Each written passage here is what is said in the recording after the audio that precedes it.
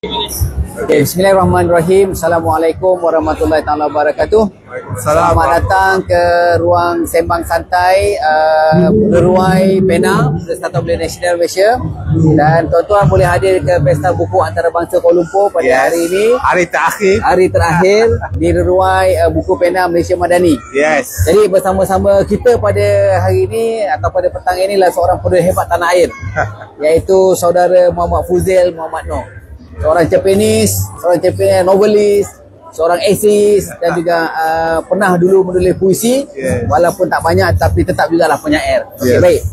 Kita terus kepada sesi sembang-sembang santai kita.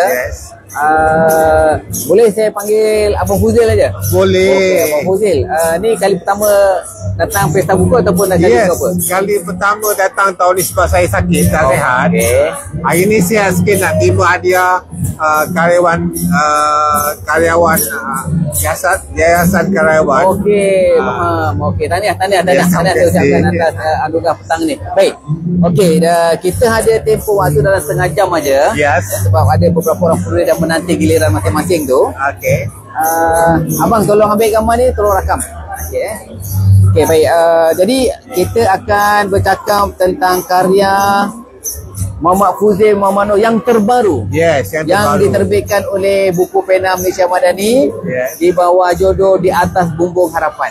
Untuk pengetahuan tuan-tuan, buku ni adalah kumpulan cerpen terkini. Dan yang terkini yang 2 tahun lepas. 2 tahun lepas? Yang terkini ada lagi. Okey, 2 tahun lepas. Dan kalau dengar ayat itu, maksudnya kita tahu bahawa beliau adalah seorang penulis yang sangat-sangat prolific. Okey, baik. Boleh tak cerita seberengkas proses kreatif penerbitan buku kumpulan cerpen Di Atas Bumbung Harapan ini? Okey. Seperti biasa, saya menulis masa saya di Dubai.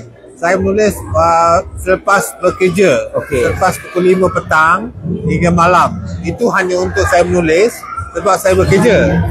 Sekarang ni saya dah kena stroke. Mula lupa. Ingatan lupa semua. Isteri saya pun saya lupa.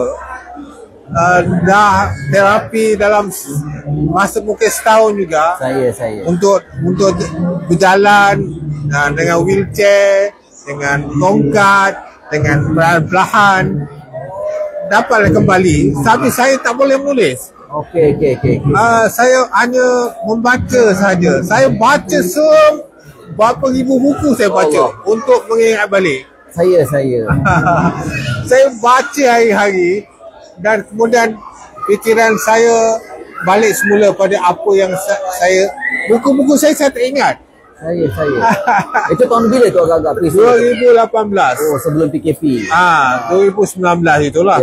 Saya. Kemudian saya cuba kat menulis dengan tangan saya tak boleh ni. Dengan sebelah tangan saja. Ya Allah. Saya menulis sedikit-sedikit. Mungkin tak sesuai untuk siaran. Banyak saya tulis. Saya cuba hantar dan ada yang keluar jugalah. Yang dalam akhbar. Betul saya. Daripada situ saya mula balik kembali menulis dan hari ini kalau saya tidak membaca, saya menulis. Okey, faham. Dan saya menulis kurang-kurangnya esei atau artikel untuk Sorabal dalam 2 kali sehari. Kalau tak tulis esei, saya menulis cerpen, saya menulis puisi. Puisi hari-hari saya tulis. Untuk mengingat balik. Okey, baik. Bagaimana tentang pengumpulan buku ini? Saya tulis start dengan mingguan Malaysia yang keluar yang pertama, Di Atas Bumbung Harapan. Menceritakan pasal OKU dan pasal untuk sepasang duda dan janda yang duduk di rumah orang tua, yang nak kembali, yang orang muda, yang lelaki tugang agama. Saya.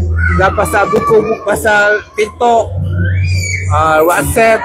Saya. Yang related to the current issue.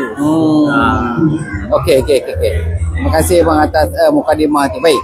Sekarang ni boleh tak abang pilih salah satu cerpen? Yes. Dalam cerpen ni ada, tak salah saya ada 11 ke 2, 4, 6, 8, 10, 15. 15. Baik, salah satu cerpen ni boleh tak abang ceritakan atau kongsikan proses kreatifnya? Maksudnya daripada mana dapat idea, kemudian bagaimana dia dikembangkan menjadi satu cerpen, kemudian kalau dia dah terbit, bagaimana pula penerimaan kan? Yes. Saya menulis satunya di atas Bumbung Harapan ini. Di atas Bumbung Harapan, yes. Saya menulis pertamanya kepada mingguan, terus tersiar seminggu kemudian di saya. akhbar mingguan. Yang cerpen saya yang pertama. Saya. Yang saya menulis ini adalah tentang